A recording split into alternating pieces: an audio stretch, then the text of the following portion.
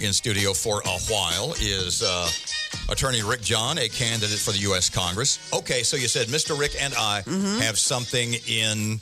Which of us should be scared? I think you should be. I think maybe the campaign hangs in the balance at this point. I think your butt warmed a seat that his butt sat in. What was that? At Loyola. He's a graduate of Loyola. What year? 86. Okay, so you're a couple of years. Yeah, that gum under the butt Weren't desk? you there about 82, 83? Yes, exactly. Yes, I graduated. No, actually, when I graduated from there.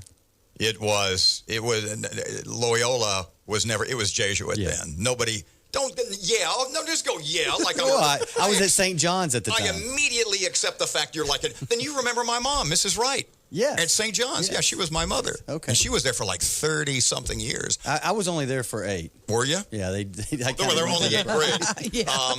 Rick John, running for Congress. This is your first foray, at least officially, into the political system. What's the motivation? What were you thinking? Why? Just frustrated with what's going on in Washington, frustrated with our politicians. Look, you look what we have going on right now. Politicians think they can lie to us, and we're supposed to just accept it. And I'm tired of seeing that. I'm tired of the lack of respect that they have for us as the voters. And I said, hey, I can yell at the television and yell at the radio, or I can do something about it. Does that seem to be resonating? Does your message seem to be resonating with voters? I believe so. We're having a lot of momentum, and we like where we are right now in this race. It's definitely not over, and we're still fighting, and look forward to Tuesday. Tell folks about your personal life, your local guy, et cetera, family and all that. Yeah, I'm from here. My wife is from here. We started dating. She was actually at St. Vincent's, and when I was at Loyola, we dated through college, and she went to med school, and she's a local pediatrician, Angela Cushjon, and we have 3 kids. One just graduated Loyola. He's an LSU Tiger now, and we have another one that's still at Loyola, and then a daughter at St. Joseph's. What is, because I know what mine is, what is to you the biggest problem facing America right now? Our economy. Our economy is sluggish. We can't seem to get out of this recession. And I think that if you have a good economy, everything else can start to fall in place. Tell me why it's so sluggish. In your mind, tell me why we are dragging. And what do you do to fix it? Government regulation. You just take Obamacare as one example. It's over-regulating not only the patient-physician relationship, but it's crushing our businesses and regulation across the board. I think that bills such as the RAIN Act that are pending in Congress right now, if we can get that passed, we can start reducing the size and scope of Congress and get our economy back on track. I've said to Erin a bunch of times.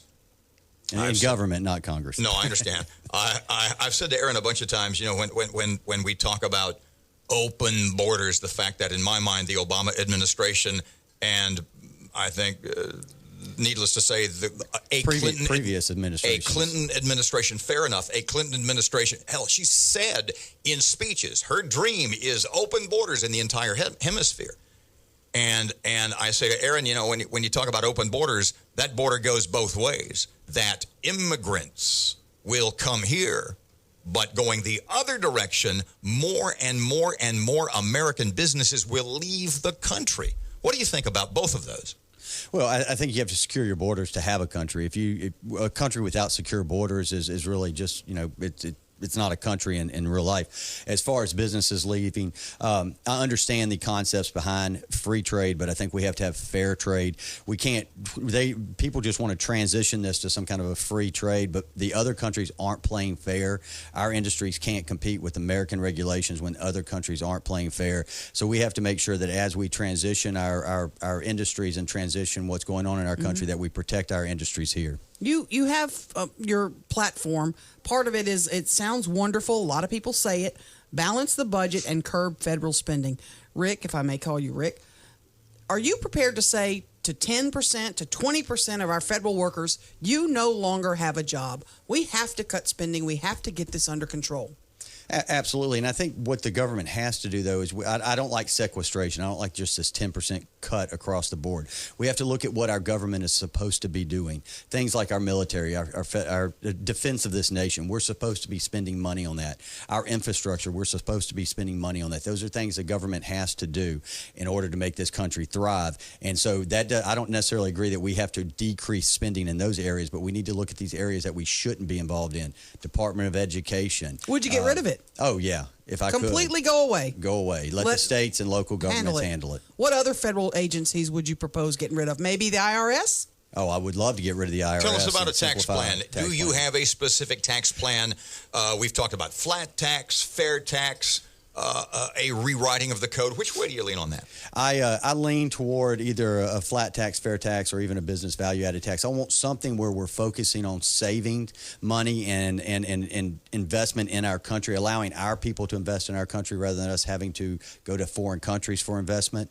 I don't like our code. I would scrap our code now. I think it's horrendous. Any CPA you talk to says that it's horrendous. They don't even know their way around it anymore. It's very difficult to navigate, and basically they tell businesses, look, this is the best guess I think you can get, and if you get audited, we'll do what we can to protect you. How does Rick John, as this little congressman from Louisiana, get anything done in that mess? I think you just have to fight, and you have to be a leader, and you have to stand by your principles, but you have to push forward and say, hey, I'm fighting for our district, I'm fighting for our state, and I want to protect our constitutional rights, but you have to get in there and do it. You have to be active. You have to be proactive, and you can't sit back there and say, hey, I'm a congressman, now I'm important. You have to get out there, and you have to roll up your sleeves, and you have to fight.